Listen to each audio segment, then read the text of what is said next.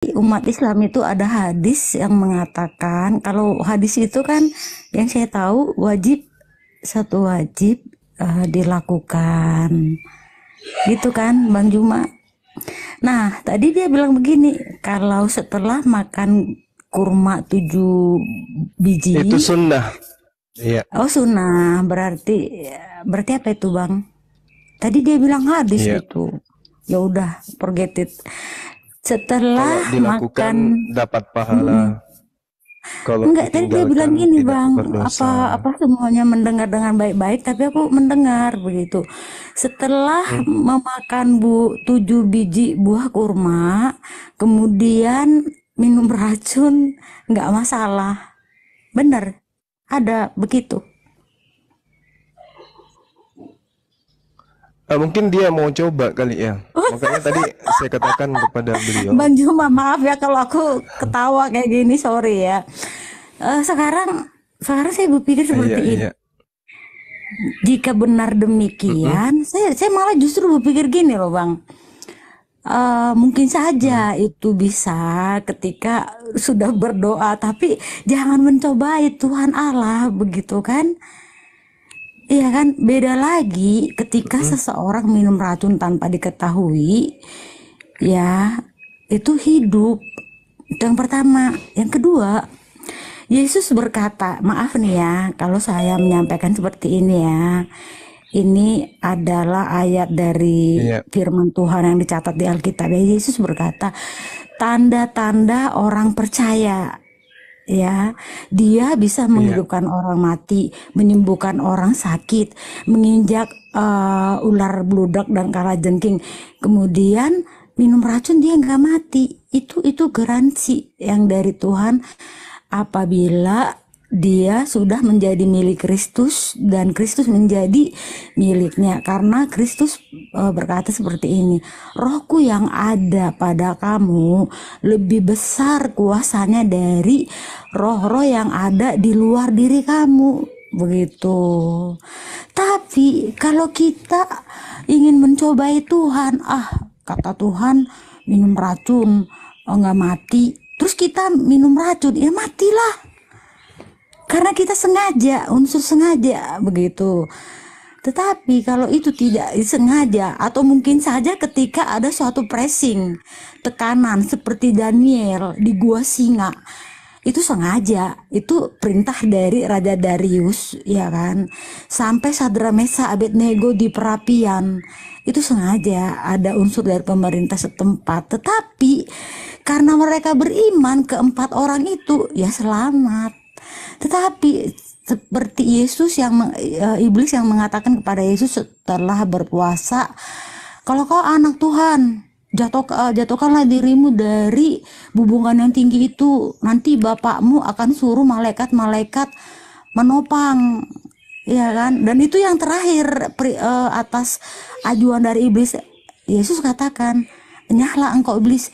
Tetapi waktu pertama juga dikatakan, kau anak Allah, rubahlah batu itu jadi roti. Yesus menjawab, manusia tidak makan hanya dari roti saja, begitu kan. Terus ada lagi godaan dari iblis itu kan, sembahlah aku, katanya, hanya Tuhan saja yang layak disembah, begitu. Oh itu yang ketiga yang sembahlah aku. Terus yang kedua, Yesus berkata, jangan engkau mencobai Tuhan Allahmu. Disuruh Yesus jatuhin dirinya. Nah, jangan kita nanti aku biar ditolong Tuhan, aku jatuhin aja lah diri ke jurang. Nggak mungkin gitu. Maka tadi aku agak apa ya, agak berpikir tadi, oh masa ya setelah makan buah kurma 7 biji terus minum racun bisa sembuh. Mungkin saja begini, setelah minum Butet, racun butet, butet. lalu Sebentar, butet. makan sesuatu atau oke. minum Butet. sesuatu jadi Nggak bisa. tawar begitu. Iya ya. Oke. Iya, baik. Jadi apa yang tertuang kemudian di dalam hadis Bukhari dan juga Muslim terkait dengan kurma itu berdasar terhadap perintah Rasulullah kepada sahabat pada saat itu. bukan sifatnya berkesinambungan. Ya, sama seperti ketika ada orang yang mendapatkan kemudian keadaan di mana doanya diijabah, hanya dengan menggunakan tangan saja orang itu bisa sembuh. Kenapa? Karena dia mendapat kemudian yang disebut karamah atau mukjizat. Tetapi hal ini tidak berlaku kepada setiap manusia. Nah, hikmah di balik itu semua, ternyata memang kurma ini sangat bermanfaat. Apa yang ada di dalam kandungannya, nilai nutrisi dari kurma dan seterusnya, itu memang sangat sangat dibutuhkan oleh tubuh manusia. Ya, banyak hal yang kemudian bisa menjadi hal yang didapatkan oleh tubuh manusia dengan memanfaatkan buah kurma. Jadi hal ini saya rasa bukan permasalahan, hanya saja ketika dipahami hadis ini tidak sesuai dengan yang seharusnya, itu biasa jatuh kepada kekeliruan. Nah, kembali kepada Markus 16 tentang yang saudari saya bawa tadi. Yesus sendiri yang berkata, "Pergilah ke seluruh dunia, beritakanlah gospel kepada seluruh makhluk. Siapa yang percaya dan dibaptis akan diselamatkan, tetapi siapa yang tidak percaya akan dihukum." Jadi ada perintah. Tanda-tanda ini akan menyertai. Jadi di sini bukan uji menguji, tidak. Di sini adalah satu hal kontradiktif, di mana ketika orang percaya kepada pemberitaan Bible, maka tanda-tanda ini secara spontan, secara natural akan menyertai orang tersebut. Secara natural. Jadi bukan dibuat-buat. Pertama, mereka akan mengusir setan-setan demi namaku, kata Yesus. Mereka akan berbicara dalam bahasa yang baru. Artinya bahasa, kalau misalnya ada orang datang penginjilan, saya pakai bahasa Bugis ke mereka, harus dia mengerti. Meskipun dia orang Jawa, meskipun dia orang Barat. Makanya saya pernah menantang ya di Sopiatul, dia mendatangkan orang Arab, bahkan dia ingin mendatangkan bule. Saya katakan, saya tidak perlu belajar bahasa Inggris dan saya tidak perlu memahami terlalu mendetail bahasa Arab. Kenapa? Anda yang harus mengikuti bahasa saya. Saya menggunakan bahasa daerah Bugis aja. Kenapa? Di dalam kitab saudara, kalau Anda orang percaya, maka Anda mengerti bahasa asing. Itu data. Tanda-tanda ini akan menyertai orang yang percaya. Mereka akan berbicara dalam bahasa asing, bahasa baru, bahasa yang asing baru di telinga mereka. Mereka akan memegang ular, dan sekalipun meminum racun maut, mereka tidak akan mendapatkan celaka. Mereka akan meletakkan tangannya di atas orang sakit dan orang itu akan sembuh. Jadi bukan masalah uji menguji, tidak. Ini adalah tanda-tanda mutlak menjadi syarat yang harus dimiliki orang Kristen untuk mendeteksi orang ini percaya atau tidak. Kenapa demikian? Dengarkan kalimat saya terakhir ini. Kenapa demikian? Karena sejatinya orang Kristen itu kalau ditanya, apakah Yesus manusia? Manusia. Apakah Yesus itu Tuhan? Tuhan. Apakah Tuhan itu manusia? Bukan manusia. Apakah Yesus Tuhan? Tuhan. Apakah Yesus manusia? Manusia. Apakah pencipta langit dan bumi ini manusia? Bukan manusia. Apakah Yesus Tuhan? Tuhan. Apakah Tuhan pencipta langit dan bumi? Ya, pencipta langit dan bumi adalah Tuhan. Apakah Yesus Tuhan? Yes, Tuhan adalah Yesus. Apakah Yesus manusia? Ya, manusia. Apakah manusia pencipta langit dan bumi? Bukan. Yang menciptakan adalah Tuhan. Apakah Yesus manusia? Ya, Yesus manusia. Apakah Yesus Tuhan? Tuhan. Ya. Apakah Yesus yang menciptakan langit dan bumi? Bukan. Karena dia manusia. Apakah Yesus? Itulah kebingungan. Jatuh pada kondisi keraguan. Makanya mereka tidak memiliki tanda-tanda tersebut. Dipahami itu ya? Jadi jangan mengambil kemudian jurus maut, jurus ambil selimut, atau jurus ambil sendal langkah 1000. Jangan. Orang Kristen wajib hukumnya memiliki tanda-tanda ini kalau mereka memang orang percaya. Kata siapa? Kata Bible. Tetapi faktanya hari ini orang Kristen tidak percaya kepada Yesus. Tidak percaya sepenuhnya. Ragu mereka itu, ragu. Makanya pendeta nggak berani berdialog dengan Bang Suma. Kenapa? Karena sejatinya pendeta itu sebenarnya orientasinya bukan kebenaran. Orientasinya adalah jemaat. Dicamkan itu, Mbak. Anda ragu terhadap ketuhanan Yesus itu, makanya Anda tidak memiliki tanda-tanda ini. Itu poinnya. Silakan.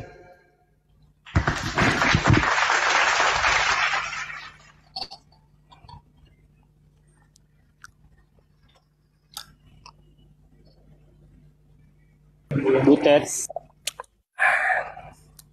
Udah, aku udah bilang. Juga udah bilang setuju. Iya, setuju ya. Tepuk tangan dulu kalau gitu. Iya. Allahu Akbar, Masya Allah. Jadi orang Kristen itu ada juga yang sampai pada poin menyembuhkan orang sakit seperti Andi Simon.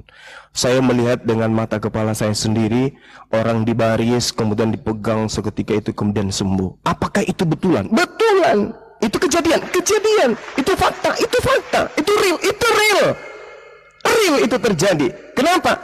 Jangankan orang yang percaya kepada oknum manusia yang punya mukjizat, orang yang percaya kepada pohon aja itu bisa melakukan tanda-tanda yang luar biasa pada dirinya. Tapi ada satu hal yang mencekam ketika kita mencoba mengambil data-data Bible ini terkenal, karena dia mampu meletakkan tangannya di atas orang sakit dan orang itu sembuh. Orang-orang di luar daripada pengajaran Yesus mengusir setan dan setan-setan itu larian. Tinggal 2 poin kemudian yang tidak bisa dilakukan. Mengerti bahasa asing, yang kedua minum racun. Kenapa itu tidak terjadi? Karena orang Kristen masih ragu terhadap konsep ketuhanannya.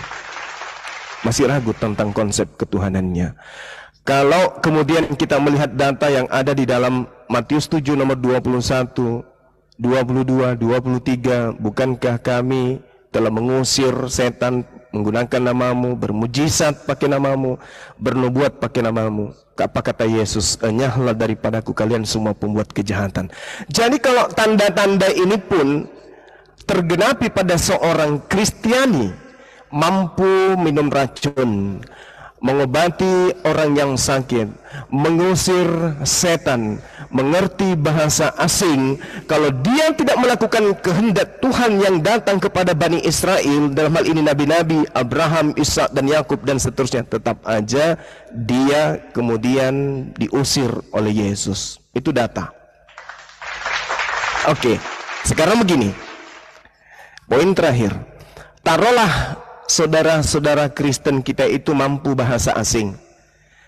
Orang-orang Kristen sedunia bisa minum racun, oli kotor disantapnya, apalagi bekas motor diminumnya, apalagi pembuangan oli diminumnya dan seterusnya. Semua racun bisa dimakan, diminum oleh teman Kristen. Dipatok ular berbisa, tidak ngapa-ngapain orang Kristen itu. Memegang orang sakit sembuh, tidak ada lagi COVID. Orang Kristen masuk ke rumah-rumah sakit, menyentuh semua orang sembuh seketika. Taruhlah keadaan itu melekat pada orang Kristen hari ini. Pertanyaannya kemudian, apakah mereka termasuk orang selamat ketika kita melihat pola keagamaan mereka? Demi Allah, demi pencipta langit dan bumi, orang Kristen bukanlah orang yang percaya. Kenapa saya katakan demikian? Kenapa saya katakan demikian? Karena ketika Yesus berkata, aku diutus hanya kepada domba Israel, orang Kristen tak percaya. Ketika Yesus mengatakan, aku tidak dapat berbuat apa-apa dari diriku sendiri, orang Kristen tidak percaya. Ketika Yesus mengatakan, aku tidak berkata-kata dari diriku sendiri, orang Kristen tidak percaya. Ketika Yesus mengatakan, makananku adalah melakukan perintah-perintah Tuhanku, orang Kristen tidak percaya. Bahkan ketika Yesus bersaksi dalam Yohanes 5 nomor 36, ada kesaksianku yang lebih penting dari kesaksian Yohanes tentang aku, bahwa segala pekerjaan yang aku lakukan, membangkitkan orang mati, membuat orang lumpuh berjalan, orang buta melihat, angin badai menjadi tenang dan seterusnya, semua pekerjaan yang aku lakukan itu, pekerjaan itu bersaksi bahwa aku adalah utusan Tuhan. Apakah orang Kristen percaya? Tidak percaya. Cuman mulut aja yang mengatakan, ya kami percaya karena pada saat itu dia manusia. Saat percaya karena Yesus juga adalah manusia 100%, Tuhan 100%. Mereka tidak percaya sepenuhnya Yesus itu manusia 100%. Mereka percaya Yesus itu manusia hanya 30%, kalau boleh saya katakan. Selebihnya Yesus bagi mereka itu adalah pencipta langit dan bumi. Maka atas kehendak siapa orang Kristen menyembah Yesus? Itu poinnya.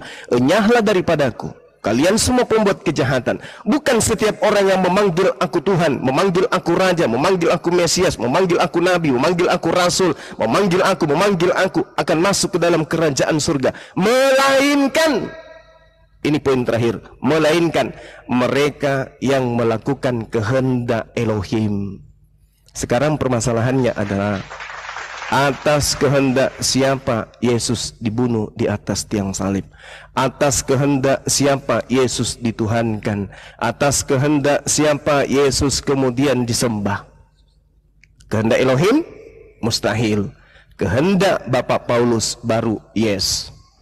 Maka saya katakan, semua tanda-tanda ini dimiliki oleh orang Kristen percuma. Kenapa? Karena pola kekristenan itu tidak berpola kepada perintah Elohim. Ibadah hari Minggu bukan perintah Elohim. Menyembah Yesus bukan perintah Elohim. Menyumpahi Taurat dengan mengatakan Taurat itu sampah bukan kehendak Elohim. Menjadikan Paulus menjadi rasul bukan kehendak Elohim. Beribadah hari Minggu bukan kehendak Elohim. Merayakan pergantian tahun baru bukan kehendak Elohim. Semua yang dilakoni oleh orang Kristen dalam prosesi ibadah bukan kehendak Elohim, tapi kehendak Barat. Maka percuma tanda-tanda ini buat Kristen. Demikian, silakan Mbak.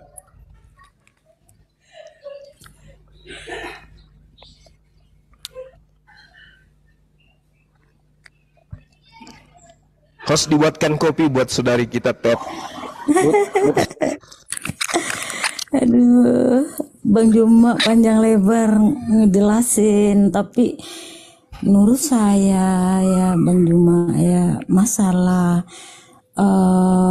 hari ibadah memang tidak ditentukan, kemudian mau pergi beribadah tidak ditentukan, begitu ya. Tidak, Yesus tidak bilang harus beribadah di satu tempat, begitu ya.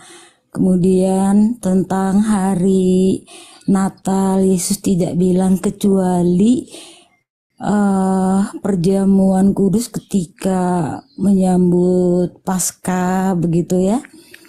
Tapi itu tidak menjadi yang paling esensi atau yang paling mendasar, tetapi yang menjadi pondasi kita itu kita hidup meneladani cara hidup Yesus dan pengajarannya, begitu. Kalau saya ya, dan saya pikir orang Kristen yang lain pun akan mengikuti pengajaran-pengajaran Yesus, begitu. Betul, apa yang Bang Juma sampaikan itu betul sekali, begitu. Kita jangan fokus pada ibadah yang tidak ditentukan lalu kita beribadah di hari Minggu, bahkan ada yang di hari Jumat Bang, di hari Sabtu Bang, ada yang ibadah. Saya pernah ngalamin ibadah hari Jumat di Kopassus di Serang ini, Tiberias, pernah saya alami itu, dan saya gereja di HKBP juga gitu ya, dan saya pernah di karismatik juga Bang Juma, tapi saya tidak melihat itu Bang, tetapi yang menjadi dasar atau pondasi iman saya itu dan kekuatan dan hikmat saya itu adalah firman Tuhan.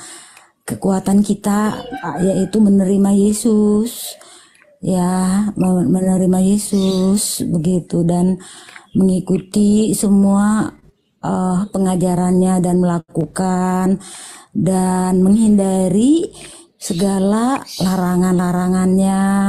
Baik, kalau saya berpikir hukum Taurat ke-10, hukum Taurat itu pun bukan berarti kita mengabaikan, ya.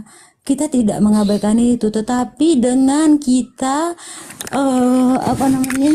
dengan kita menjadikan Yesus itu menjadi pattern atau pola atau menjadi lifestyle-nya Yesus, lifestyle-nya kita juga, kita sudah bebas dari berbagai macam sanksi-sanksi hukum, begitu, baik hukum di bumi ataupun hukum di akhirat, begitu Bang Juma. Silakan Bang.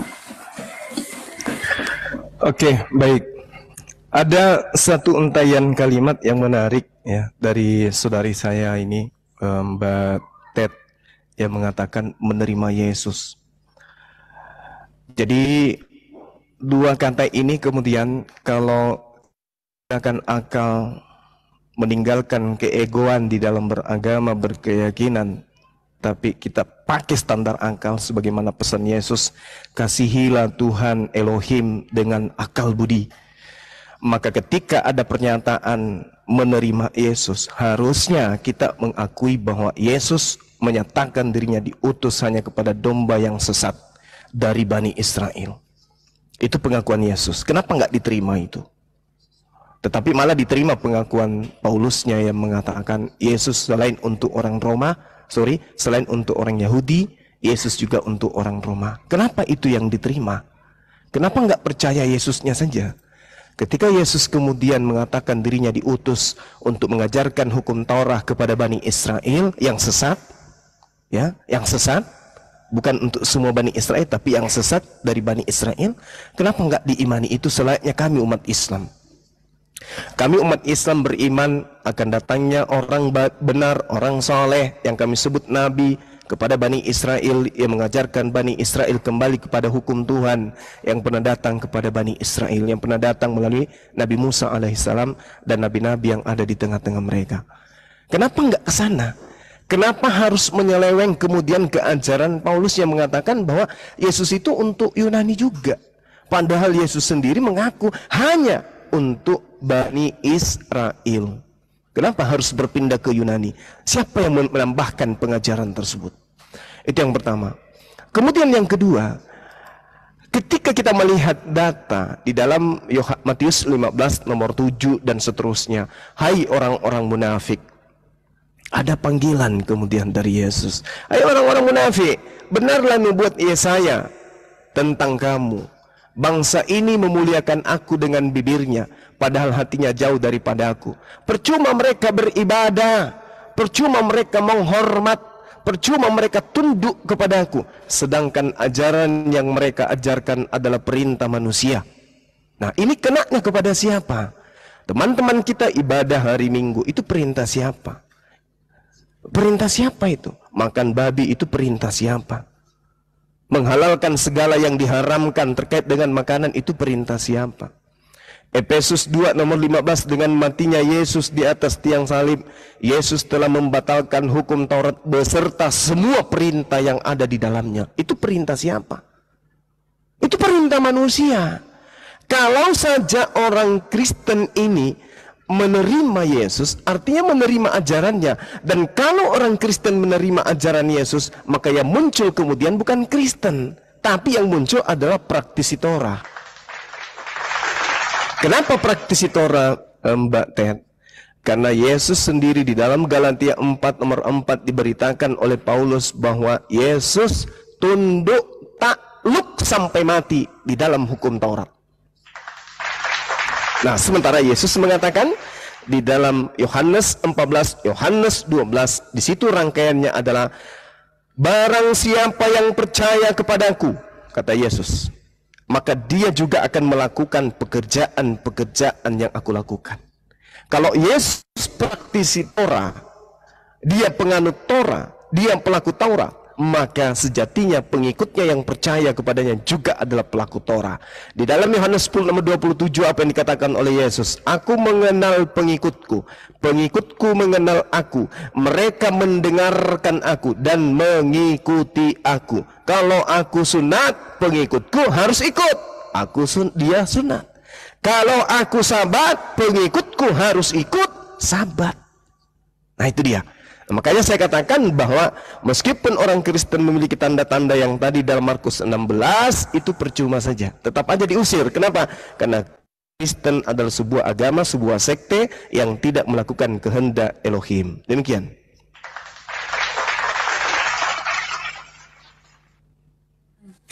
Bang Juma, memang ada perkataan aku diutus kepada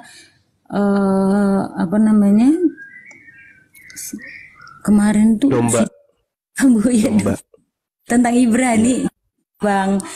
Memang pernah statement itu, tetapi jangan lupa juga yang di Yohanes 3 ayat 16 itu, bahwa Yesus itu bukan hanya satu bangsa saja Bang, tetapi seluruh bangsa Siap. yang ada Baik. di dunia ini kalau percaya kepada Dia diproteksi begitu. Iya, baik. Gitu Bang, Oke. karena begitu Siap. besar kasih Allah, Yohanes 3 ayat 16. Karena begitu besar kasih Allah kepada dunia ini, maka dikaruniakan anaknya yang tunggal. Bukan anaknya yang tunggal itu supaya dibunuh dan disalib, bukan seperti itu bunyinya. Tetapi supaya barang siapa yang percaya kepadanya akan beroleh hidup dan Oke, tidak baik. binasa, begitu Bang. Baik, baik. Jadi seharusnya kalau kita jadikan Yohanes 3:16 ini sebagai acuan tumpuan kebenaran, harusnya Kristen itu ditutup, gereja semua tutup aja. Gak perlu lagi gereja, gak perlu lagi ada Kristen, apapun sektenya gak perlu. Kenapa? Karena di sini sudah sangat jelas dikatakan, begitu besar kasih Allah akan dunia ini sehingga Dia menganugerahkan anaknya yang tunggal supaya setiap orang yang percaya kepadanya tidak binasa melainkan beroleh hidup yang kekal. Permasalahannya sekarang adalah orang berbondong-bondong ke gereja bukan karena percaya kepada Yesus, tapi percaya kepada bapak-bapak gereja. Apa pembuktiannya? Yesus disembah. Ini dulu poinnya. Ini poin tertinggi. Orang ke gereja tujuannya apa? Menyembah Yesus. Apakah ada perintah Yesus mengajarkan dirinya untuk disembah? Tak ada. Sementara Tuhan mengatakan, Yesus mengatakan, supaya setiap orang yang percaya kepadanya tidak binasa. Nah, percayalah kepada Yesus kalau Dia diutus hanya kepada domba yang hilang. Percaya, selayaknya kami umat Islam percaya bahwa ada nabi yang datang kepada Bani Israel mengajarkan orang-orang Israel yang sesat untuk kembali kepada hukum Musa. Kami percaya itu. Kenapa orang Kristen tidak percaya?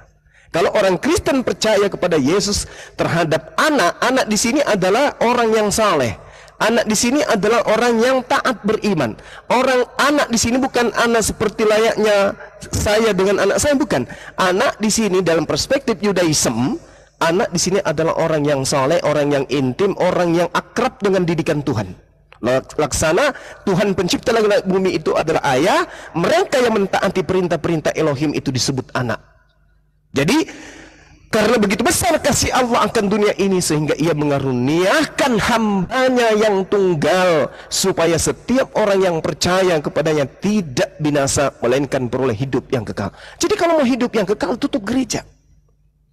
Percayalah kepada Yesus bahwa Dia hanya diutus kepada Bani Israel yang mengajarkan satu hukum jelas, yaitu hukum taat kepada perintah-perintah Tuhan. Bukan taat kepada perintah Paulus. Bukan. Nah, jadi kalau dikatakan percaya kepada Yesus memperoleh hidup yang kekal, maka muaranya adalah hukum-hukum Taurat, bukan hukum perjanjian baru, bukan hukum Roma, Filipi, Kiliki, Pararang dan seterusnya, bukan. Tetapi hanya menempuh perjalanan di mana manusia tunduk dan berserah diri kepada hukum Musa. Demikian. Iya, baik. Saya tanggapi ya Bang, tadi Abang bilang nggak perlu ada gereja begitu ya. Siap. Kata agama, kita berangkat dari kata agama ya. Agama. Pasti setiap agama ada pelopornya, ada pemimpinnya, ada komunitasnya, ada organisasinya, ada wadahnya. Ya, ada 5 yang penting. Baik. Jadi Baik. orang Kristen itu yang dikatakan pengikut Kristus, ya, Yesus adalah kepala gereja. Gereja itu bisa diartikan Bang bangunannya, tetapi kita ini juga bisa dikatakan gereja, atau pada zaman perjanjian Allah kita ini dikatakan bait Allah, dan Yesus pun mengatakan dirinya waktu itu bait Allah. Sehingga Dia mengatakan, rubuhkan bait suci ini dalam 3 hari aku bangun. Disitulah orang-orang Saduki dan orang-orang Farisi pada waktu itu nggak nyaman dengar itu. Ngebangunnya lama, kok Yesus bilang pula langsung 3 hari dibangun. Nah, itulah salah satu yang mereka anggap yang tidak berkenan lah buat orang itu. Nah, kembali kepada gereja. Biasanya ini kan udah zaman modern, Bang. Pada zaman mula-mula itu kan mereka di bawah tanah begitu ya, atau membuat kelompok-kelompok kecil. Nah, semakin berkembangnya zaman dan bertambahnya populasi dunia, tentu mereka ingin dong bertemu, berkumpul, yang sevisi, yang semisi, yang sehati sepikir, iya kan? Dan dibangunlah gereja. Itu saya pikir dasarnya dari awal itu seperti itu, Bang. Dan membutuhkan satu tempat atau wadah untuk mereka bisa curhat-curhatan, sharing, berdoa bersama dan lain sebagainya. Oke. Baik. Boleh saya tanggapi ya, Bu ya? Mbak ya? Mbak Ted yang baik hati. Jadi gini, Mbak. Siap. Jadi gini. Saya menghargai. Yang saya maksud di sini kalau percaya kepada Yesus, adanya rumah ibadah bernama gereja ini kan bukan berpola kepada kepercayaan terhadap kesaksian Yesus terhadap dirinya. Ada yang noise. Tetapi gereja ini adalah adanya tempat perkumpulan karena percaya kepada pemberitaan-pemberitaan bapak-bapak gereja tentang keselamatan, tentang kehidupan, tentang ketuhanan. Yang saya maksud kalau percaya kepada Yesus, maka tidak perlu bangun gereja. Kenapa? Karena Yesus itu tidak sembahan dia. Sementara gereja itu tempatnya menyembah kepada Yesus. Sekarang kita lihat. Apa yang terjadi kemudian terhadap Kristen ketika data-data yang ada di dalam kitabnya orang Yahudi ini dijadikan sebagai sandaran di dalam beragama. Contoh, Yesaya 52 nomor 1. Apa yang diterangkan di sana?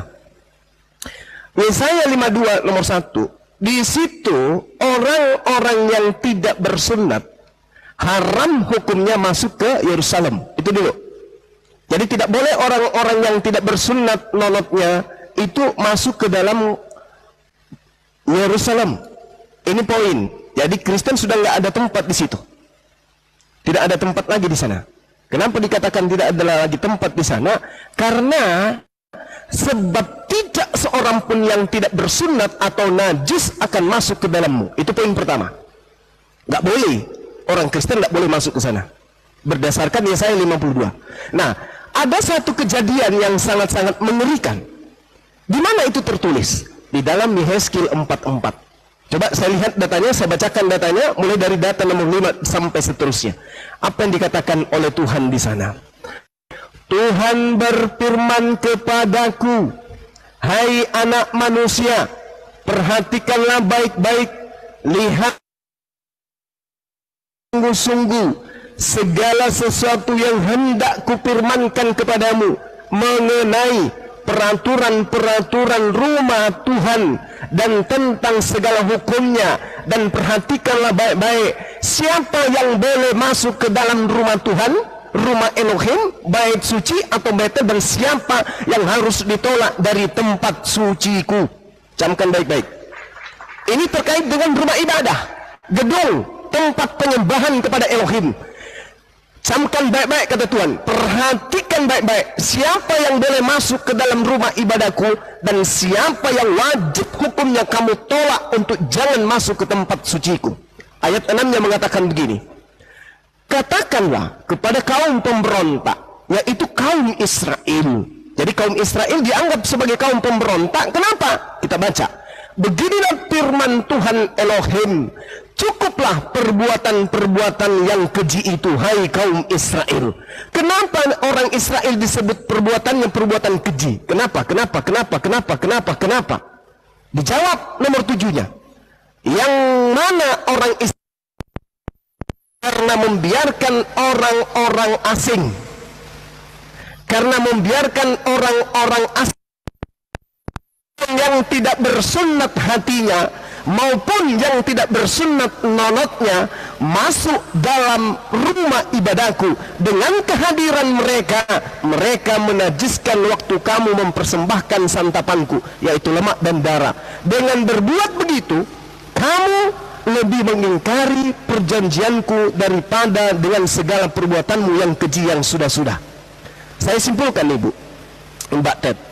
Jadi semua kekejian di mata Tuhan bagi Israel ada satu kekejian yang jauh lebih keji dari semua perbuatan-perbuatan kaum Israel di hadapan Tuhan, yaitu memasukkan orang yang tidak bersunat hatinya dan tidak bersunat nonoknya masuk ke dalam bait suci. Itu datanya. Kamu tidak memelihara barang-barangku yang suci. Kamu mengangkat mereka untuk memelihara kewajiban terhadap aku dalam tempat kudusku. Ini harus kita camkan baik-baik. Ternyata orang Kristen tidak punya tempat di mata Tuhannya Abraham, Ishak dan Yakub. Mereka ini dianggap orang najis. Mereka ini dianggap sampah.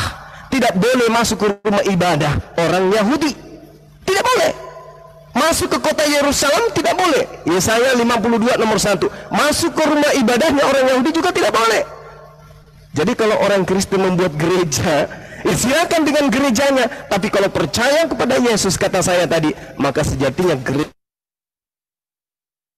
yang ditempati Yesus beribadah adalah rumah yang tidak dimasuki oleh pemakan babi, oleh orang yang tidak bersunat, penyembah manusia Yesus dan seterusnya. Itu alasan demikian tadi, Bu. Silakan.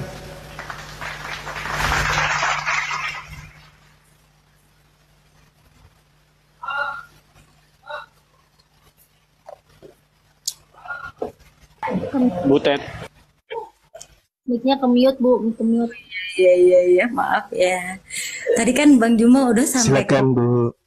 Oh, masuk mau ke bait Allah itu ada ketentuan-ketentuan lah ya, ada kriteria orang yang tidak bersunat, kelamin orang yang tidak bersunat hatinya begitu, atau orang najis kalau perempuan dia sedang haid pun tidak bisa begitu ya. Itu kan aturan Musa ya, aturan Musa yang membuat itu ya.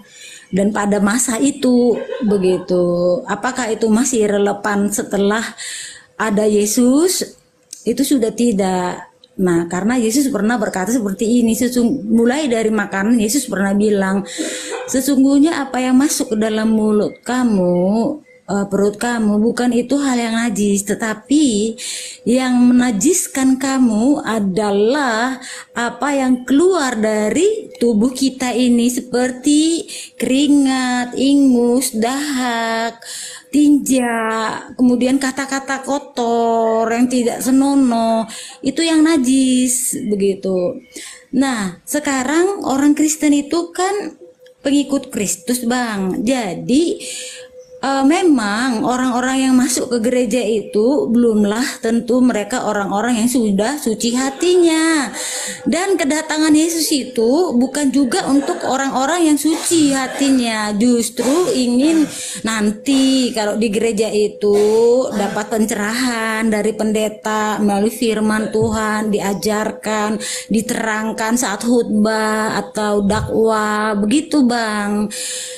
Jadi tidak seperti zaman dulu lagi, aturan-aturan Musa ya, zaman para nabi, di mana waktu itu untuk berkomunikasi dengan Tuhan saja by the imam ya, untuk mengampuni dosa imam. Tetapi sesudah Yesus mengajarkan di dalam doa Bapa kami, kita minta apa sama Tuhan silakan, kita mau minta ampun dosa sama Tuhan, Tuhan dengar silakan, nggak usah lagi kayak zaman dulu. Misalnya Bang Juma ini nabi nih, aku nih umat, terus aku berdosa, terus aku datang menghadap Bang Juma itu minta ampun sama Allah, begitu. Bukan begitu lagi sekarang.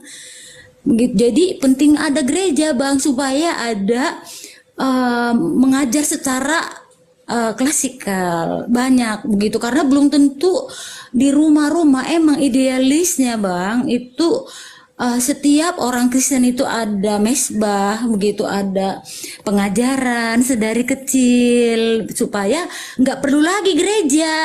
Kalau sudah Diajar mulai dari masa kandungan, tapi sudah zaman modern, bapak ibunya sedang bekerja, yang dijaga oleh ini, jadi tidak sempat lagi. Nah, itulah salah satu fungsi dari gereja. Begitu. Jadi gereja itu perlu, Bang, buat orang Kristen, Bang, perlu banget. Bukan curhat, itu fakta. Oke. Baik, baik Bu. Jadi kalau hari ini saya bertanya ke mbak saya ini, ke saudari saya, apakah hari ini orang Kristen boleh masuk ke sinagoge, tempat ibadahnya orang Yahudi? Pasti ibu akan menjawab tidak boleh. Kenapa demikian?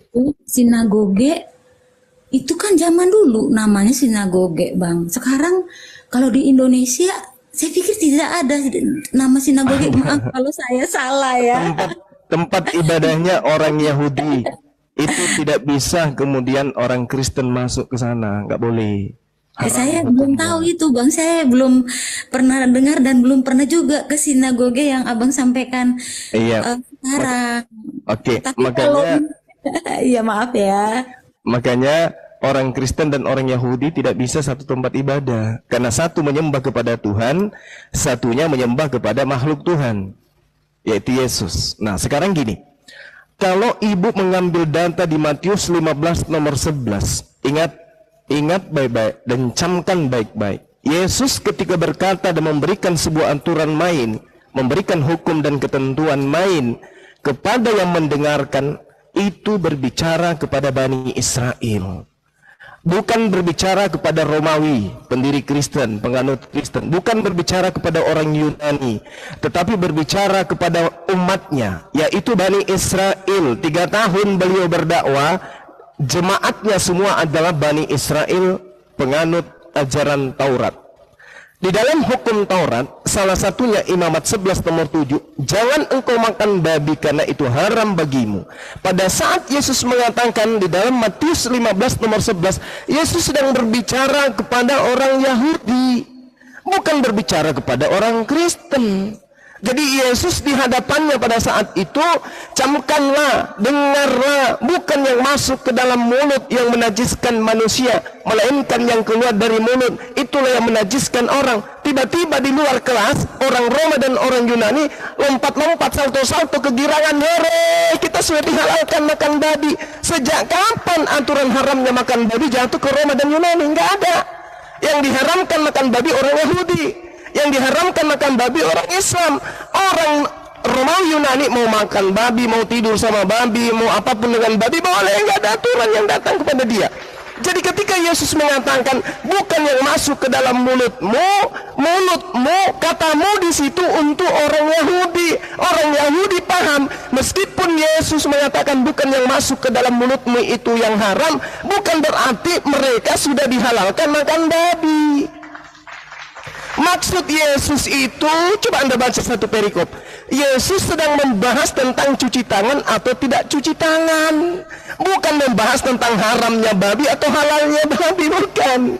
Jadi kalau orang Kristen hari ini makan babi, itu bukan karena Yesus menghalalkan babi, bukan, tetapi karena adanya kesalahpahaman terhadap data Matius 15 ini. Padahal Yesus sedang berbicara, sama seperti saya nih, orang Islam. Dikatakan jangan engkau makan anjing, jangan engkau makan babi. Oke, saya tidak makan babi karena itu haram di dalam kitab suci saya. Tiba-tiba Rasulullah mengatakan bukan yang masuk ke dalam mulutmu itu menajiskan, tetapi apa yang keluar dari mulutmu itulah yang haram, yang menajiskan. Oh, lalu saya mengatakan, hore, hari ini kita sudah bisa makan babi. Karena Rasulullah mengatakan itu tidak, yang haram tetap haram, yang masuk ke dalam mulut maksudnya teguran orang-orang yang ada pada saat itu. Kenapa muridmu makan tanpa cuci tangan? Yang dimakan babi atau bukan? Sudah pasti bukan. Yang dimakan anjing atau bukan? Sudah pasti bukan. Yang dimakan belut, cumi, merpati, kelinci atau bukan? Bukan. Kenapa? Karena orang Yahudi mustahil makan makanan yang sudah diharamkan. Kenapa dia dikatakan bukan yang masuk di mulutmu itu yang haram? Karena pada saat itu mereka makan mengambat saja, tidak cuci tangan. Bukan berarti babi boleh dimakan. Ini kesalahan. Tapi itu nggak apa-apa, karena Kristen dan Yahudi kan memang berbeda. Diibaratkan Yesus berbicara kepada orang Yahudi, wahai Bani Israel, bukanlah yang masuk di mulutmu itu yang halal, yang haram, tapi yang keluar dari mulutmu itulah yang haram. Bukan yang masuk yang najis, tapi yang keluar. Pada saat itu orang-orang Yahudi mendengarkan itu, bukan mereka berpikir bahwa babi sekarang sudah halal oleh Yesus, bukan. Tetapi orang Romawi, orang Yunani yang hidup bersamaan dengan Yesus, yang memang makanannya babi, anjing, monyet, pararang dan seterusnya, dikait-kaitkan dengan haramnya babi ini. Itu jelas. Jadi ibu mencoba untuk menghalalkan babi, padahal babi itu, Bu, babi, sekali lagi saya katakan, babi tidak pernah haram untuk Roma, untuk Yunani. Anjing tidak pernah haram, tidak pernah haram untuk Roma dan Yunani. Jadi percuma mengambil data Matius 15 nomor 11, percuma, karena memang tidak pernah diharamkan oleh Tuhan kepada Romawi dan Yunani. Ini hanya tipu muslihat untuk kemudian menyesatkan manusia agar membolehkan makan babi, padahal babi itu adalah diharamkan ketika orang itu mengaku sebagai pengikut para nabi. Demikian.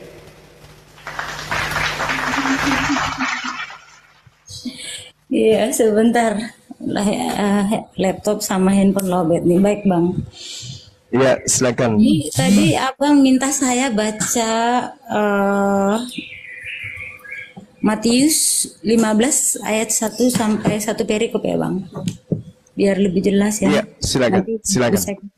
bisa ditanggapi Pak Imat. Baik. Kemudian mulai dari 1. Kemudian datanglah beberapa orang Farisi dan ahli Taurat dari Yerusalem kepada Yesus dan berkata, "Mengapa murid-muridmu melanggar adat istiadat nenek moyang kita? Mereka tidak membasuh tangan sebelum makan." Mengapa? Tetapi jawab Yesus kepada mereka, "Mengapa kamu pun melanggar perintah Allah demi adat istiadat nenek moyangmu? Sebab Allah berfirman, hormatilah ayahmu dan ibumu, dan lagi, siapa yang mengutuki ayahnya atau ibunya pasti dihukum mati. Tetapi kamu berkata, barang siapa berkata kepada bapaknya atau kepada ibunya, apa yang ada padaku yang dapat digunakan untuk pemeliharaanmu sudah digunakan untuk persembahan kepada Allah, orang itu tidak wajib lagi menghormati bapaknya atau ibunya. Dengan demikian firman Allah kamu nyatakan tidak berlaku demi adat istiadatmu sendiri." Artinya kalau sini ada uang yang dipakai untuk pelayanan gereja, lalu sedikit tidak menyisihkan buat orang tuanya, tidak mengapa begitu kira-kira. Mohon dikoreksi bila salah pemahaman. "Hai orang-orang munafik, benarlah nubuat Yesaya tentang kamu. Bangsa ini memuliakan aku dengan bibirnya, padahal hatinya jauh daripadaku. Percuma mereka beribadah kepadaku, sedangkan ajaran yang mereka ajarkan ialah perintah manusia." Ini perintah manusia, terlalu banyak aturan yang bukan dari Tuhan, begitu. Lalu Yesus memanggil orang banyak dan berkata kepada mereka, nah ini tadi ya, dengar dan camkanlah, bukan yang masuk ke dalam mulut yang menajiskan orang, melainkan yang keluar dari mulut, itulah yang menajiskan orang. Maka datanglah murid-muridnya dan bertanya kepadanya, "Engkau tahu sandungan bagi orang-orang Farisi?" Jawab Yesus, "Setiap tanaman yang tidak ditanam oleh Bapakku yang di sorga akan dicabut dengan akar-akarnya. Biarkanlah mereka itu. Mereka orang buta yang menuntun orang buta. Jika orang buta menuntun orang buta, pasti keduanya jatuh ke dalam lubang." Lalu Petrus berkata kepadanya, "Jelaskanlah perumpamaan itu kepada kami." Jawab Yesus, "Kamu pun masih belum dapat memahaminya?" Ya, emang Yesus begitu, Bang. Mengajar itu Terus? perumpamaan juga. Iya, satu perikop kan Bang, satu perikop itu sampai berapa ya? Tidak tahukah Iya, kamu bahwa sampai tanggal 20, iya. udah kan? Iya kan Iya. Bang? Iya. Hmm. Terus Itulah saya boleh tanggapi ya. Oke, saya lanjut tadi itu ya. Tidak tahukah kamu bahwa segala sesuatu yang masuk ke Iya, dalam mulut turun ke dalam perut, lalu dibuang di jamban. Tetapi apa yang keluar dari mulut berasal dari hati, dan itulah yang menajiskan orang. Nih perkataan-perkataan yang kotor nih, nggak boleh nih. Karena dari hati timbul segala pikiran jahat, pembunuhan, perzinahan, percabulan, pencurian, sumpah palsu, dan hujat. Nah, nggak boleh. Itulah yang menajiskan orang. Tetapi makan dengan tangan yang tidak dibasuh tidak menajiskan orang. Nah, ini sebenarnya poin penting juga nih, makan dengan tangan yang Iya. tidak dibasuh. Oke. Ya kan? Benar nggak? Oke. Atau kalau misalkan kita ambil secara literate, ya makanya nggak pakai cuci tangan dulu karena pakai sendok, mungkin sendok dan garpu. Entahlah. Iya. Silakan Bang. Oke, baik. Mm-mm. Boleh ya, saya tanggapi ya Bu ya. Mbak Ted. Oke, sip. Jadi kita lihat dari data nomor 1 sampai data nomor 20 tidak ada indikasi penghalalan babi sedikit pun. Poin daripada penyampaian Yesus itu ada pada kata omniptoker hotan estio. Apa yang dimaksud di situ? Peneguran orang-orang Farisi kepada Yesus terkait muridnya hanya terkait dengan makan, tidak membasuh tangan sebelumnya. Harusnya kalau babi yang dihalalkan jadinya di sini, Mbak Ted, harusnya datanya gini. Kemudian datanglah beberapa orang Farisi dan ahli Taurat dari Yerusalem kepada Yesus lalu berkata, "Mengapa murid-muridmu makan babi, di mana itu diharamkan nenek moyang kita?" Harusnya. Tapi tegurannya apa? Mengapa murid-muridmu melanggar adat istiadat nenek moyang kita? Ada yang dilanggar adat istiadat. Apa adat istiadat itu? Omniptoker hotan estio, makan tanpa terlebih dahulu mencuci tangan. Itu yang dilanggar, bukan makan babi. Harusnya kalau babi itu dihalalkan, yang ditanya tentang babi, mengapa murid-muridmu melanggar dengan memakan babi? Harusnya itu. Tapi kan bukan. Mengapa muridmu makan dengan tidak mencuci tangan? Lalu kemudian Yesus menimpali pernyataan itu. Mengapa kamu pun melanggar perintah Allah demi adat istiadat nenek moyangmu? Sebab Allah berfirman, hormatilah ayahmu dan ibumu. Dan lagi, siapa yang mengutuki ayahnya dan itulah ibunya pasti dihukum mati. Tetapi kamu berkata, barang siapa berkata kepada bapaknya atau ibunya, apa yang ada padaku yang digunakan untuk pemeliharaanmu sudah digunakan untuk persembahan kepada Allah. Orang itu tidak wajib lagi menghormati bapaknya dan ibunya. Dengan demikian firman Allah kamu nyatakan tidak berlaku demi adat istiadatmu sendiri. Jadi Yesus ingin kemudian melakukan sesuatu narasi debat, tanya jawab satu sama dengan orang Farisi dan ahli Taurat. Yesus ditagih, Yesus, kenapa muridmu melanggar perintah adat istiadat nenek moyang kita? Yesus menjawab, justru kamu yang melanggar perintah Tuhan demi adat istiadat. Jadi kebalik. Ini kebalik. Yesus melanggar adat istiadat demi untuk ketetapan Tuhan. Orang-orang Yahudi dan Farisi melanggar perintah Tuhan demi adat istiadat. Padahal perintah Tuhannya hormatilah ayahmu, hormatilah ibumu. Tetapi orang Farisi dan Yahudi pada masa itu lebih cenderung kepada adat istiadat daripada perintah Tuhan. Maka Yesus memberikan kemudian jawaban yang sangat mutlak di data nomor 11-nya. Dengarkanlah dan camkanlah. Bukan yang masuk ke dalam mulut yang menajiskan orang, melainkan yang keluar dari mulut itulah yang menajiskan orang. Apa yang keluar dari mulut yang menajiskan itu? Yang menajiskan itu adalah perkataan yang keluar dengan mengatakan, barang siapa berkata kepada bapaknya atau kepada ibunya, apa yang ada padaku yang dapat digunakan untuk pemeliharaanmu sudah digunakan untuk persembahan kepada Allah, orang itu tidak wajib lagi menghormati bapak dan ibunya. Ini yang menajiskan. Perkataan yang keluar dari mulut yang mengatakan bahwa orang kalau sudah dipersembahkan kepada Tuhan tidak wajib lagi hormat kepada bapak ibunya. Perkataan ini yang keluar dari mulut yang najis menurut Yesus. Jadi tidak ada kemudian satu perikop ini membahas tentang halalnya babi, nggak ada. Yang ada adalah tentang adat istiadat dan firman Tuhan. Mengapa murid-muridmu melanggar adat istiadat nenek moyang kita? Yaitu makan tanpa mencuci tangan terlebih dahulu. Itu adat istiadat yang dilanggar, bukan pembenaran tentang halalnya babi. Sekali lagi saya katakan, kesimpulan terakhir pada sesi ini adalah kenapa Paulus menghalalkan babi? Karena Paulus menjual agama Kristen kepada para pemakan babi. Kalau babi tetap diharamkan, tidak mungkin Romawi dan Yunani menerima ajaran Paulus, sebab Romawi dari nenek moyang mereka adalah pemakan babi dan orang-orang yang tidak bersunat. Karena Paulus cerdik seperti ular, dia Romawi dan Yunani pecinta makanan yang terbuat dari babi, dan mereka adalah orang-orang yang tidak bersunat, maka babi dihalalkan dan sunat pun dilarang. Demikian.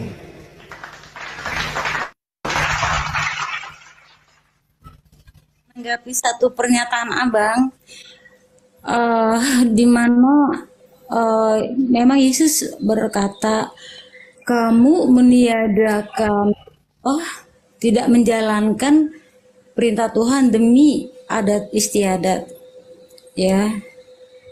Contohnya ini Bang, dan itulah yang Tuhan tidak senangi. Hari Sabat itu harus beribadah, tidak boleh melakukan pekerjaan. Tetapi pada hari Sabat pun Yesus melakukan suatu pekerjaan keilahian. Saya bacakan Lukas 13 ayat 10 sampai 17 ya.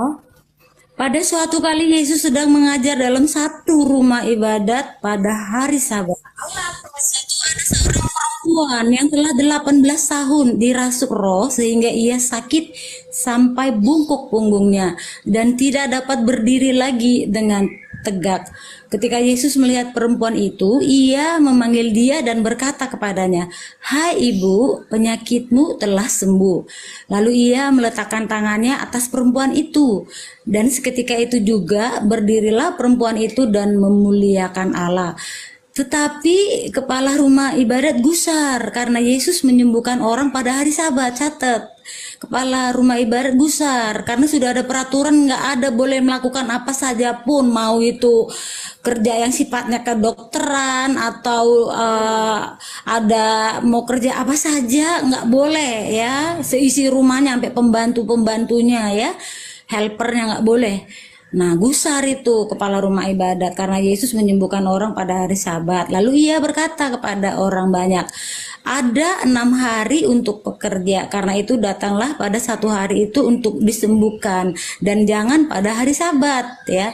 Tetapi Tuhan menjawab dia, katanya, hai orang-orang munafik, bukankah setiap orang di antaramu melepaskan lembunya atau keledainya pada hari Sabat dari kandangnya dan membawanya ke tempat minuman? Ini udah dilanggar ya, nggak komitmen dia, nggak komit dan tidak konsisten. Ternyata pada hari Sabat itu di sana itu pada hari Sabat melakukan pekerjaan juga ya, para gembalanya dan lain sebagainya begitu.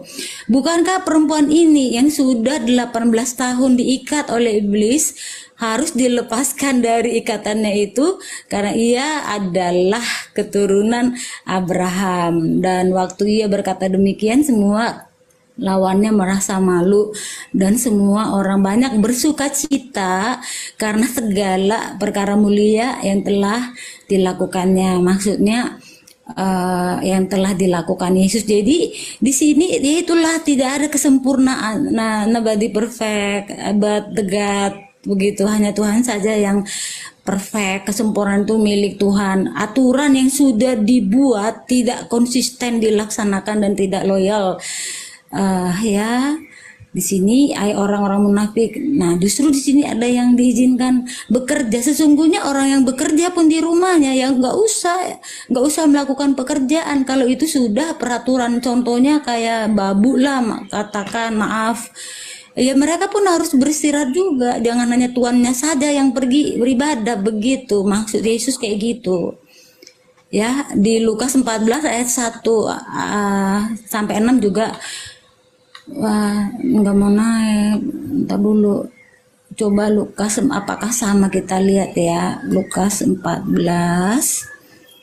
Lukas 14 ayat 1 sampai 6. Coba. Alah, kok bahasa ini sih? Kok bahasa apa ini? Ya udah Bang, sama kali isinya tuh Bang, kira-kira begitu poin pentingnya di situ.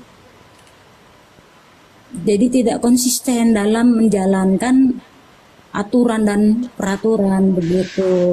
Artinya ini ya Bu Ted, Yesus makan babi gitu maksudnya ya? Di situ nggak ada dikatakan Yesus makan babi. Oh enggak gitu. Berani Oh, bilang lah. oh iya iya, silakan Gurunda.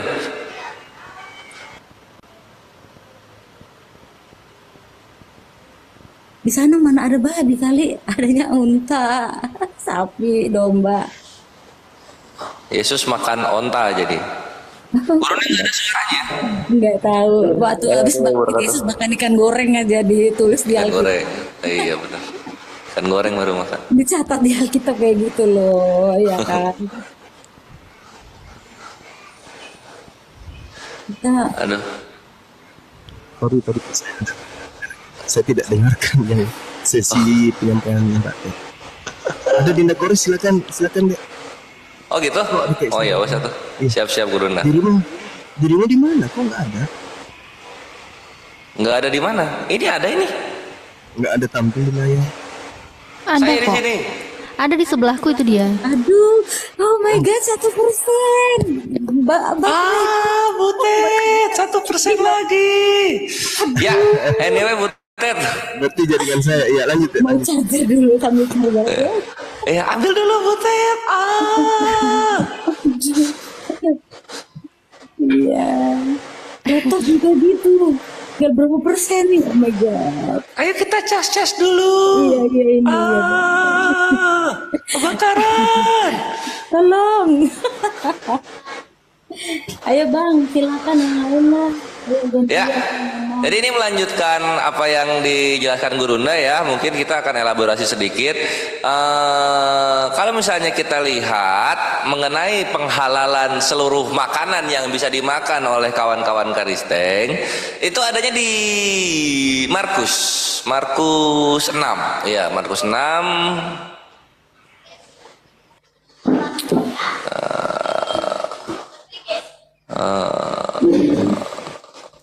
Tunggu ya, Markus berapa tuh ya? Markus 7 salah, Markus 7 nomor 19 gitu. Nah jadi ibu lihat di sini ya, ini yang paling menarik gitu dari imannya orang Kristen. Harusnya di sini Bu, lihatnya Markus 7 nomor 19. Ya, tonton 1%.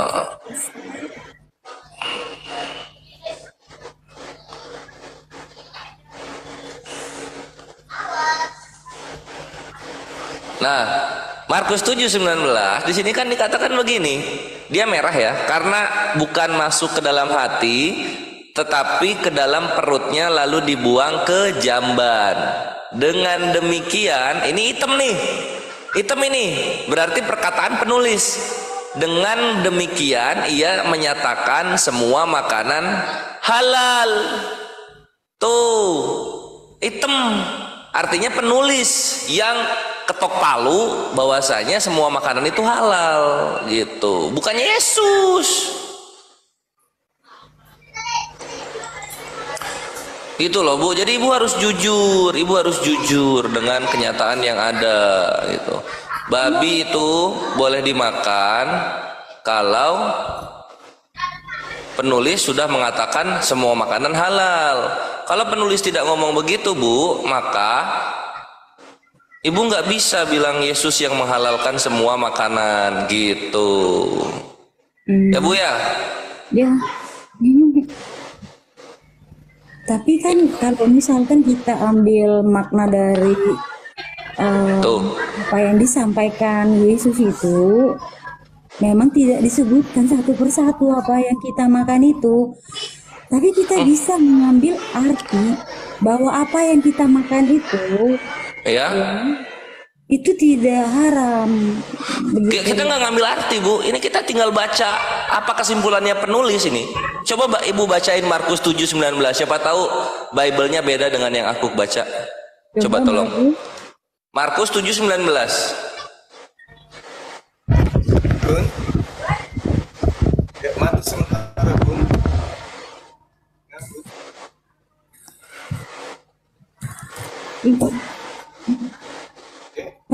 Ada yang gampang kalau malah dari Google ada Alkitab.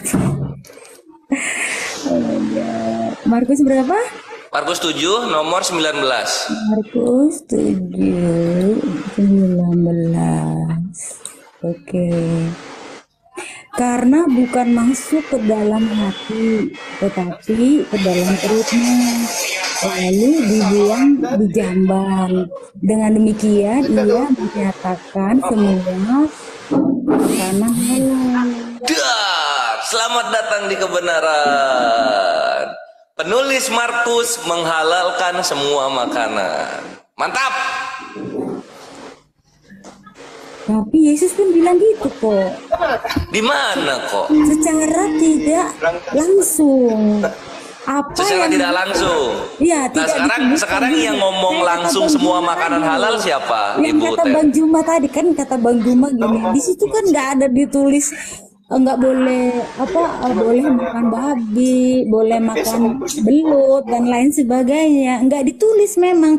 Cuman Yesus kan bilang apa yang masuk ke dalam mulut itu tidak masuk ke dalam hati tapi ke dalam perut. Itulah itu yang, atau kata-kata yang tidak baik yang kita sampaikan kepada orang. Nah itu yang keluar itu ya, yang keluar Itu yang keluar itu.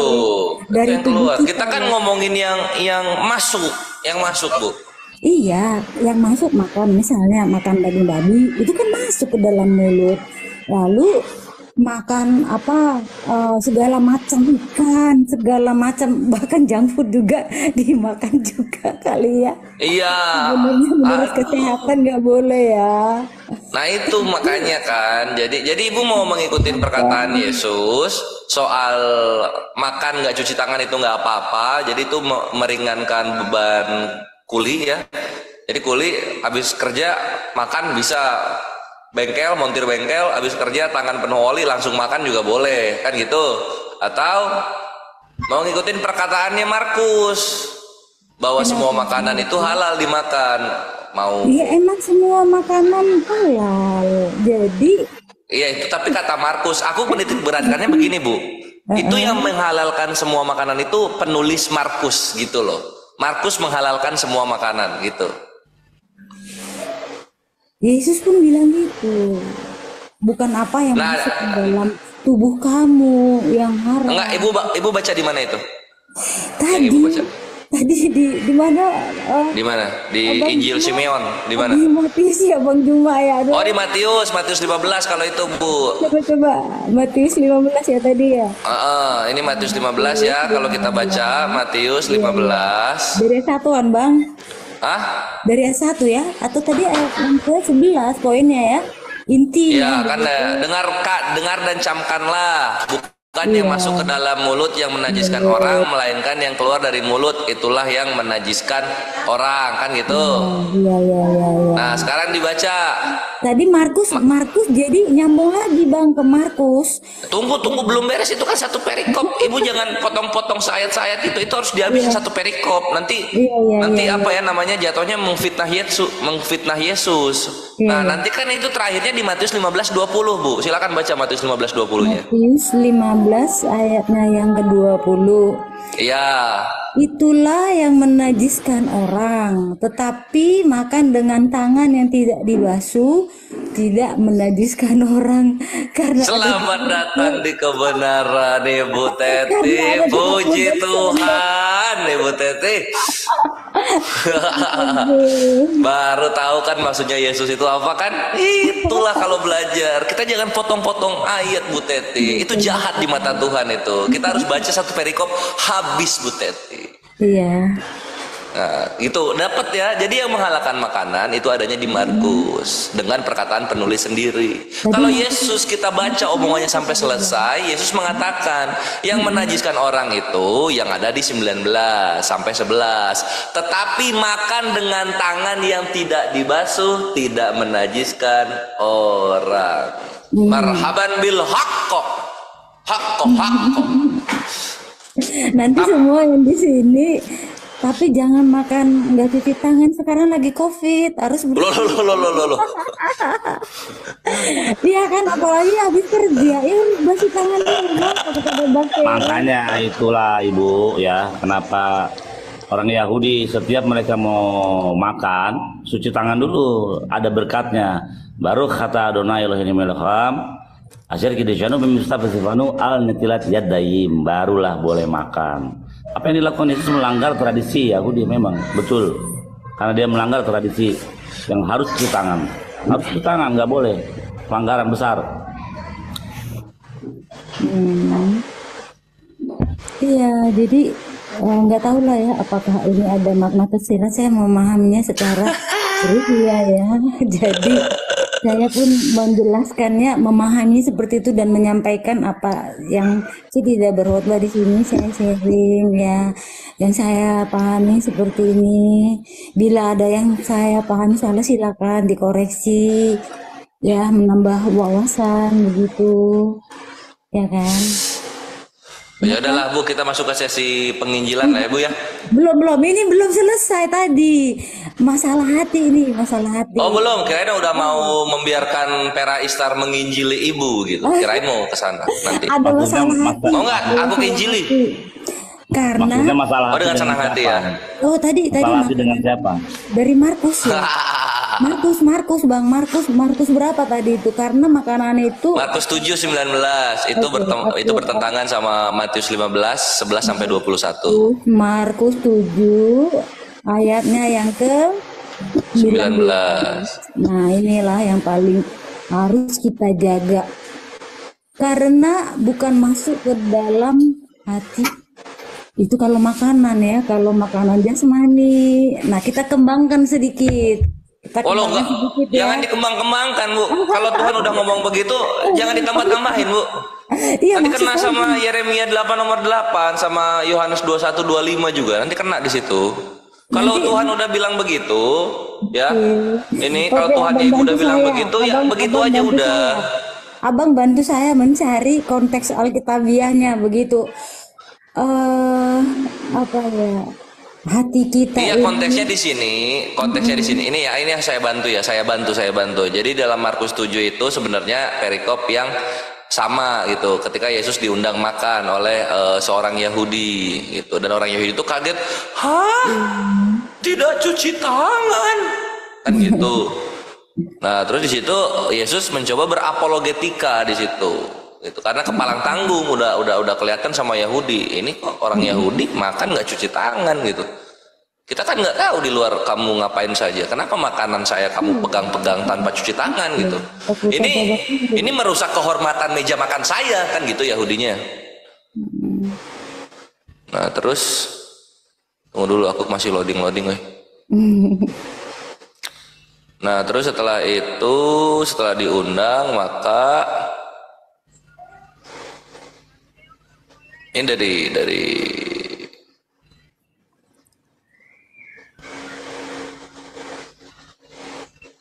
setelah itu Yesus tuh menjawab berapologetika, jawabnya kepada mereka, benarlah nubuat tentang kamu hai orang-orang munafik, sebab ada tertulis bangsa ini memuliakan aku dengan bibirnya padahal hatinya jauh daripadaku.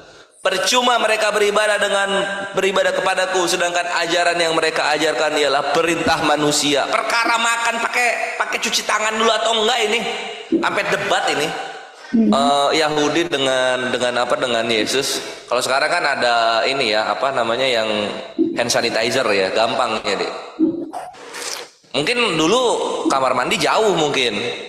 Jadi kalau ke WC dulu makan waktu, mungkin begitu.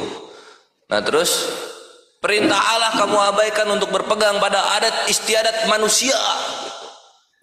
Jadi maksud Yesus di sini, Butet, Tuhan saja tidak menyuruh kamu cuci tangan dulu kalau makan. Gitu. Kenapa kamu malah mewajibkan hal tersebut? Kayak begitu. Kayak begitu. Yesus jadi keras di sini ya, karena tangan-tangan gua terserah gua dong mau nyuci mau enggak tuh, cuma kan Yahudinya.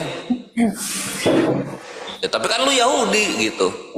Yesus berkata pula kepada mereka, sungguh pandai kamu mengesampingkan perintah Allah supaya kamu dapat memelihara adat istiadatmu sendiri. Oh, di sini Yesus marahnya panjang ya. Karena Musa telah berkata, hormatilah ayah dan ibumu, dan siapa yang mengutuki ayahnya atau ibunya harus mati. Tetapi kamu berkata, kalau seorang berkata kepada bapaknya atau ibunya, apa yang ada padaku yang dapat digunakan untuk pemeliharaanmu sudah digunakan untuk korban, yaitu persembahan kepada Allah. Maka kamu tidak membiarkannya lagi berbuat sesuatu pun untuk bapak atau ibunya. Aduh, ini jadi bawa-bawa bapak ibu nih, bawa-bawa orang tua Yesus nih. Dengan demikian firman Allah kamu nyatakan tidak berlaku demi adat istiadat yang kamu ikuti, dan banyak hal lain seperti itu yang kamu lakukan. Lalu Yesus memanggil lagi orang banyak dan berkata kepada mereka, kamu semua dengarkanlah kepadaku dan camkanlah.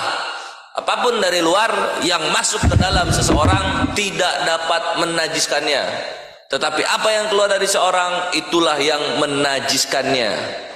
7:16 Barang siapa bertelinga untuk mendengar, hendaklah ia mendengar. Sesudah ia masuk ke sebuah rumah untuk menyingkir dari orang banyak, murid-murid bertanya kepadanya tentang arti perumpamaan itu.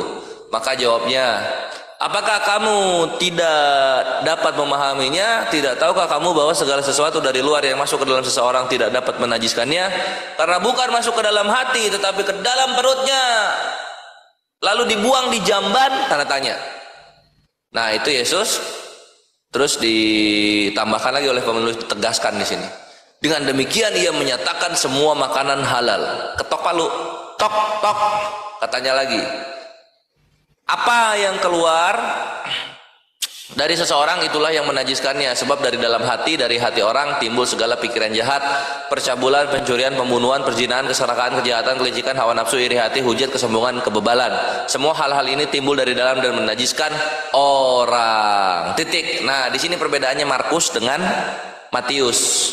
Jadi di Markus itu kesimpulannya datang dari penulis di 7:19, tapi kalau di Matius itu kesimpulannya datang dari Yesus sendiri. Itu di Matius 15:20. Gitu Butet. Sehingga memang benar-benar ada kontradiksi di sini antara keinginan Yesus dan keinginan penulis itu. Ibu masih jauh dari melihat kebenaran yang ada tentang apa sih yang sebenarnya terjadi antara kehidupan Yesus yang kita lihat secara tersirat di dalam tulisan orang-orang Yunani ini. Gitu Butet. Begini, ini ya, berhubungan dengan apa yang dikatakan oleh Yesus ya. Bukan apa yang masuk ke tubuh kita ini ya, makanan itu ya, makanan yang masuk atau kita hubungkan dengan Markus tadi ya, Markus yang disampaikan abang yang satunya. Karena saya berpikir begini, manusia membutuhkan makanan jasmani, yaitu makanan yang kita makan, nasi, roti dan lain sebagainya. Tetapi roh kita membutuhkan, jiwa kita, pikiran kita membutuhkan makanan rohani. Maka kita perlu mendengar kata-kata yang sejuk, firman Tuhan. Lalu begitupun kita harus mengeluarkan perkataan kita kepada orang lain yang bisa membuat orang itu senang, berpikir tenang, nyaman. Itu yang halal. Kalau kita mengeluarkan kata-kata yang baik, yang tidak baik, itu haram. Maksud saya gitu loh. Iya, cuman gini Bu Ted, apa ya? Dalam Yahudi itu semua hukum kan sudah tertata antara ucapan dengan makanan gitu. Jadi jangan dicampur-campur. Makanan haram halalnya ada, ucapan juga haram dan halalnya ada, gitu. Ya kan?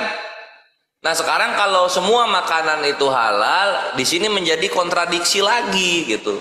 Karena nanti semua orang Kristen ketika aku tanya gimana rasanya kuku babi, nah kuku babi mereka nggak tahu rasanya. Loh bukankah semua makanan halal? Kenapa tidak coba diolah kuku babi ini gitu?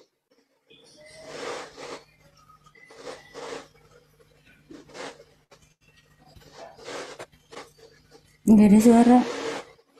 Oh mau dilanjutin, oke. Nah jadi dari perkara kuku babi saja kita bisa menyimpulkan artinya apa? Ternyata orang-orang Kristen menganggap semua makanan halal, tapi mereka sendiri membatasi mana saja makanan halal buat mereka. Nah itu yang salah Bu Ted. Sehingga kita mesti balik lagi ke Matius 15:20. Itulah yang menajiskan orang, tetapi makan dengan tangan yang tidak dibasuh tidak menajiskan orang. Titik.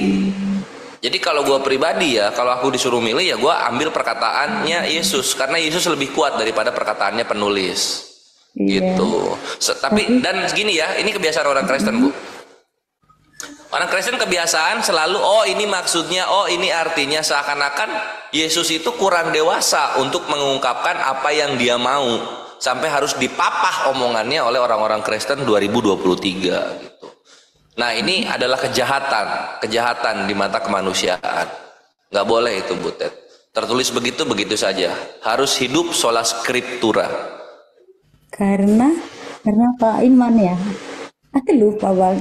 Sola Fide, Sola Scriptura, Sola Gratia, Sola Dei. Sola, ya itulah. Forget. Nah gitu Bu. Nah terus ini ya Bu ya, Bu Ted sekarang begini posisinya Bu Ted.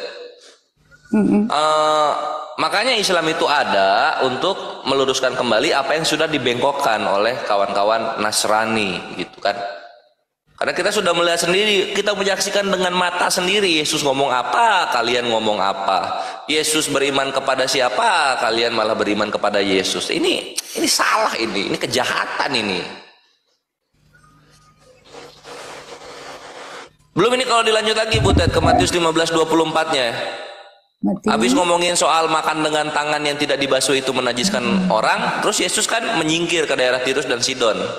Iya. Terus di sana ada orang perempuan Kanaan minta tolong. Kasihanilah aku ya Tuhan, anak Daud, karena anakku perempuan kerasukan setan dan sangat menderita. Tetapi Yesus sama sekali tidak menjawabnya. Lalu murid-muridnya datang dan meminta kepadanya, suruhlah ia pergi, ia mengikuti kita dengan teriak-teriak. Jawab Yesus, aku diutus hanya kepada domba-domba yang hilang dari umat Israel. Iya. Duar, selamat datang di kebenaran lagi-lagi Bu Ted. Gimana ini Bu Ted? Iya ya. Tapi ya itulah, Yesus itu emang dahsyat pengajarannya itu. Karena dia ngajar perumpamaan. Sangat dahsyat Bu. Nyata-nyata. Apa? Kenapa Bang? Iya, itulah kenapa kewajiban kami sebagai Muslim, ini bukan kewajibannya Bu Ted, ini kewajiban kami sebagai Muslim meluruskan dahsyatnya Yesus ini. Itu adalah sebatas izin dari Tuhan pencipta langit dan bumi. Dan sebatas kepada umat Israel saja. Gitu. Mantap. Sebenarnya di sini umat Israel itu umat kesayangan Tuhan Allah ya, dari awal itu sudah diceritakan begitu. Tetapi kembali lagi memang bagi kita bawa ke garis Yesus Tulistiwa. Oh iya. Yesus Kristus, sorry kalau saya suka ketawa gini ya, maaf Gak ya. apa-apa. Saya kayak gini lah, maafin saja. Kadang kalau serius saya bisa, suara saya meninggi begitu. Nah, ada prioritas, ya ada prioritas. Allah sendiri kan berkata seperti ini, Bang. Aku akan mengasihi beribu-ribu orang sampai kepada keturunannya yang keempat bagi orang yang mencintai aku. Tuhan Allah berkata seperti itu. Lalu dilanjutkan lagi, aku akan apa ya bahasa Indonesia ya? Ini jadi masuk nih bahasa Muslim nih. Aku akan melaknat saking banyak baca buku. Aku akan melaknat orang-orang yang tidak mengasihi aku. Nah, berarti di sini pun Yesus sekarakter dengan Bapaknya begitu. Barang siapa yang menerima Yesus dan percaya kepada Yesus, ada prioritas, maka ada tanda-tanda khusus yang dia berikan, ada Roh Kudus yang menyertai, begitu Bang. Jadi ya begitu, itu maksudnya ini. Nah, Iya, kalau maksudnya orang memang bertobat, itu ada juga. orang yang bertobat, diterima juga sama Yesus, begitu. Ya gini, kita menerima Yesus itu sebagai apa? Sebagai apa, Bu? Gitu. Yesus nggak pernah ngomong terimalah aku sebagai Tuhan dan Juru Iya, Selamatmu. pengajaran. Tapi Yesus selalu mengatakan, percayalah Percaya, kepadaku percaya. bahwa akulah yang diutus oleh satu-satunya Tuhan langit dan bumi. Bukan, ini ada orang bilang saya asumsi dulu. Dari ayat Iya, karena yang gini, ada. karena saking apa ya, Harus betul asumsi itu aku, datang Bang. dari cinta kepada Yesus yang berlebihan gitu. Cinta kepada Yesus yang tidak sesuai dengan tempatnya gitu loh, Bu. Itu. Ya, tapi salah lagi. Makanya ayo Ibu Ted pasti bisa gitu mencintai Yesus sesuai dengan kadarnya gitu kan. Tidak mungkin kan kita mencintai anak kita dengan rasa sayang sebagaimana rasa sayang kepada suami kita. Nggak mungkin kan? Gimana ulang? Gini, misalnya ada seorang ibu menyayangi anak, tapi rasa sayangnya ibu itu sebagaimana rasa sayang kepada suaminya. Nggak bisa kan? Atau Nggak bisa? bisa lah. Nggak bisa dong. Beda. Nah itu dia, itu juga sebagaimana Yesus. Berikanlah dia kasih sayang sesuai dengan porsinya, yaitu utusan Tuhan. Jangan mengasihi Yesus sebagaimana mengasihi kepada penciptanya Yesus. Gitu Bu, itu intinya di situ. Aduh, mantep banget memang Kores nih.